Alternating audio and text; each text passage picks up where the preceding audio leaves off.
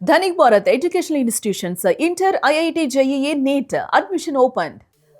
భారత్ లోనే అతిపెద్ద అణుకేంద్రం కుడంకుల్ data leak కలకలం సృష్టించింది. ఇక డార్క్ వెబ్ లో కుడంకులం కీలక పత్రాలు ప్రత్యక్షమయ్యాయి. 19,000 పత్రాలు లీక్ చేశారు హ్యాకర్లు. అలాగే లీక్ అయిన ఫైళ్లలో అణు ప్లాంట్ బ్లూ ప్రింట్లు కూడా ఉన్నాయి. కంట్రోల్ రూమ్ మ్యాప్లు లీక్ అయినట్టు కూడా ఒకవైపు సమాచారం అందుతుంది.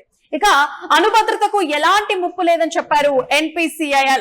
ఇక రంగంలోకి దిగిన జాతీయ సైబర్ భద్రతా సంస్థ లీక్ అయిన డేటా అసలేంటి, అది ఎంతవరకు సమాచారం బయటికి వెళ్ళింది, అలాగే హ్యాకర్లు ఎలా యాక్సెస్ పొందారు అనే అంశాలపై కేంద్ర సైబర్ భద్రతా సంస్థల దర్యాప్తు ప్రారంభం చేసింది. ఇక ఇదే అంశానికి సంబంధించిన మరిన్ని డీటెయిల్స్ మా ప్రతినిధి కిరణ్ ఫోన్ ఇన్ ద్వారా తెలియజేస్తారు. అయితే కిరణ్, ఇప్పటికీ డార్క్ వెబ్ లో 19,000 పత్రాలు లీక్ అయినట్టుగా ప్రత్యక్షమైనట్టుగా కనిపిస్తోంది. అసలు లీక్ అయిన పత్రాల్లో దేనికి సంబంధించినటువంటి ఇన్ఫర్మేషన్ ఉంది, దీనికి సంబంధించి డీటెయిల్స్ కిరణ్. భారతదేశంలో అతిపెద్ద అణు విద్యుత్ కేంద్రాల్లో ఒకటైన కూడంకులం న్యూక్లియర్ పవర్ ప్లాంట్ కి సంబంధించిన డేటా లీక్ వ్యవహారం కలకలం రేపుతుంది. ఇక్కడ ప్రధానంగా డేటా లీకేజ్ అంశాన్ని మనం ఒకసారి పరిశీలిస్తే దాదాపు 19,000 ఫైల్స్ లీక్ అయినట్టు కూడా మనకు సమాచారం అందుతుంది. అయితే దేశవ్యాప్తంగా సైబర్ భద్రతపై కూడా మరోసారి ఆందోళన మొదలయ్యే. అయితే ఈ ఘటనలో NPCIL మాత్రం అలాంటిది ఏమీ జరగలేదు, ఈ ఘటన వల్ల ఎలాంటి నష్టం జరగలేదని చెప్తున్నప్పటికీ దాదాపు 19,000 ఫైల్స్, దాదాపు 14.3 GB డేటా డార్క్ వెబ్ లో ప్రత్యక్షమైనట్టు కూడా సమాచారం వినిపిస్తుంది. ఇందులో ఇంజనీరింగ్ డాక్యుమెంట్లు, కొన్ని డిజైన్లు, సరఫరాదారుల వివరాలు, తనిఖీ నివేదికలు, పరికరాల సమాచారానికి సంబంధించిన పత్రాలు ఉన్నట్టు నివేదికలు పేర్కొంటున్నాయి. అయితే ఈ డేటా నేరుగా కూడంకులం అణుకేంద్రం నుంచి దొంగలించిందా లేక ఓ కాంట్రాక్టర్ వ్యవస్థ నుంచి బయటికి పొక్కిందా అనే దాని మీద దర్యాప్తు కొనసాగుతుంది. అసలు థర్డ్ పార్టీ సర్వర్ నుంచే కూడంకులం అణు విద్యుత్ కు సంబంధించిన డేటా లీక్ అయిందనే సమాచారం వినిపిస్తుంది. కూడంకులం యూనిట్ 3, 4 నిర్మాణ పనుల్లో భాగస్వామిగా ఉన్న రైల్వే సంస్థకు సంబంధించిన డేటా ఓ third party data center service provider ఎట్టా డేటా సర్వీస్ ప్రొవైడర్ లో ఉన్నట్టు కూడా సమాచారం వినిపిస్తుంది. ఎందుకంటే ఇటీవల న్యూక్లియర్ రియాక్టర్లకు సంబంధించిన వాటిలో ప్రైవేట్ సంస్థలకు భాగస్వామ్యం కల్పించడం, రిలయన్స్ కు సంబంధించిన డేటా దగ్గర నుంచి మరో థర్డ్ పార్టీకి సంబంధించిన సర్వర్ ద్వారా లీక్ అయినట్టు కూడా సమాచారం వినిపిస్తుంది. ప్రియా, అయితే ఇప్పుడు మొత్తంగా చూసుకుంటే NPCIL అయితే ఎలాంటి ప్రాబ్లం లేదు అని చెప్పడం జరుగుతుంది. మరి అది ఎంతవరకు నిజం, దాని గురించి ఏమైనా డీటెయిల్స్ ఉన్నాయా? ప్రియా, ఇక్కడ NPCIL వివరణ ఇచ్చింది. అయితే ఇక్కడ అణుభద్రతపై ఆందోళన వ్యక్తమవుతుంది.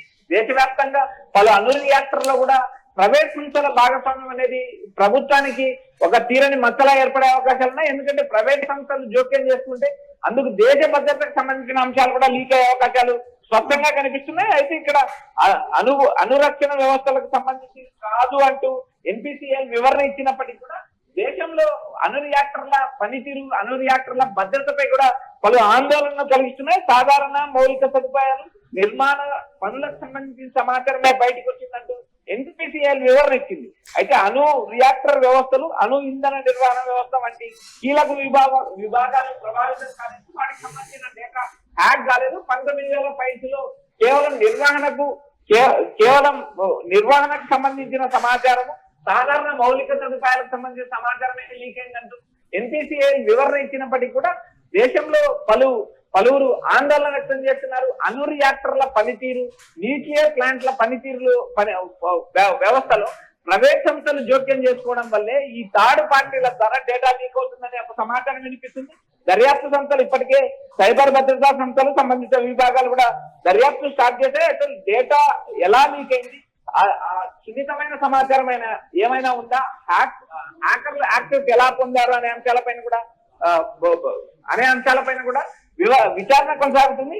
అయితే సైబర్ భద్రతకు ఇది ఒక గట్టి సవాలని చెప్పొచ్చు. ఎందుకంటే అణు రియాక్టర్లకు సంబంధించిన వాటిలో దేశ భద్రతకు సంబంధించిన అత్యంత కీలకమైన మౌలిక సదుపాయాలు, అటు ప్రపంచవ్యాప్తంగా అణు కేంద్రాలు లక్ష్యం చేస్తున్న సైబర్ దాడులు నిర్వహించే అంశాలపైన కూడా ఇటు NPCIL వివరణ ఇస్తుంది. అయితే వీటిపైన హ్యాకర్లు ఎలా డేటాను లీక్ చేశారు, థర్డ్ పార్టీ నుంచి ఈ డేటా ఎలా లీక్ అయింది, దాదాపు 19,000 ఫైల్స్ లో ఏముందనే అంశాలపై కూడా NPCIL వివరణ ఇచ్చినప్పటికీ కూడా ప్రజలు అందుకు వివరణ ఇచ్చినప్పటికీ కూడా అటు దర్యాప్తు సంస్థలు కానీ ఇటు కేంద్ర ప్రభుత్వం కానీ సంతృప్తి చెందలేదు. వీటిపైన సత్వరం విచారణ జరపాలంటూ ఇటు ప్రజల నుంచి తీవ్ర డిమాండ్లు వినిపిస్తున్నాయి Priya. Right Kiran, thank you for the update. So మొత్తానికైతే తమిళనాడులోని కుడంకులం అణు విద్యుత్ కేంద్రానికి సంబంధించినటువంటి సున్నితమైనటువంటి పత్రాలు లీక్ అవ్వడం ఇప్పుడు నిజంగా ఈ వ్యవహారం దేశవ్యాప్తంగా ఒక కలకలం అయితే సృష్టిస్తోంది. ఇక వరల్డ్ లీక్స్ అనే అంతర్జాతీయ ర్యాన్సమ్ వేర్ హ్యాకర్ల గ్రూప్ ఈ డేటాను బహిర్గతం చేసినట్టుగా తెలుస్తోంది. ఇక డార్క్ వెబ్ లో ప్రత్యక్షమైనటువంటి డేటాలో ప్రధానంగా కూడా కుడంకులం ప్లాంట్ లోని 3-4 యూనిట్లకు సంబంధించినటువంటి కీలక పత్రాలు ఉన్నాయి.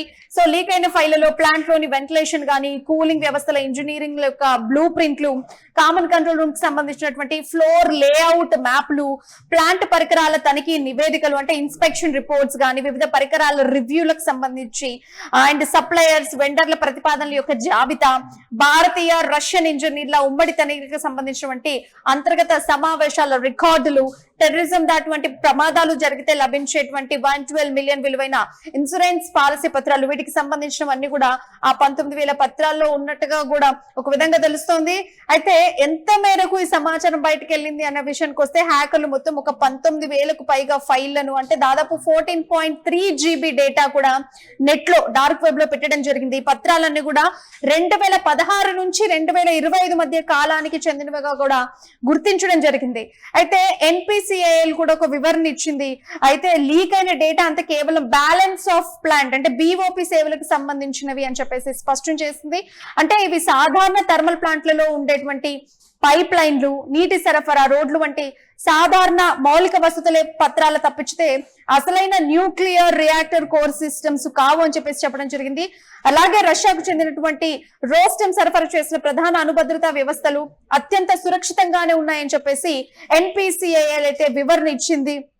ఇక మొత్తానికైతే ఇక కేంద్ర వ్యవస్థ భద్రతా సంస్థలు అయితే ఇంకా విచారణ చేపడుతున్నాయి. సో మొత్తానికైతే NPCIL అయితే ఒక వివరణకు వచ్చేసింది. ఇది వీటి వల్ల ఎలాంటి ప్రాబ్లం లేదు, ఇప్పటి వరకైతే ఎలాంటి ముప్పు పొంచి లేదు, ఇకపైన కూడా ఇంకా గట్టిగా చర్యలు తీసుకోవాలి దీనికి సంబంధించి అని చెప్పేసి విచారణ చేస్తున్నాం అని చెప్పేసి చెప్పడం జరిగింది.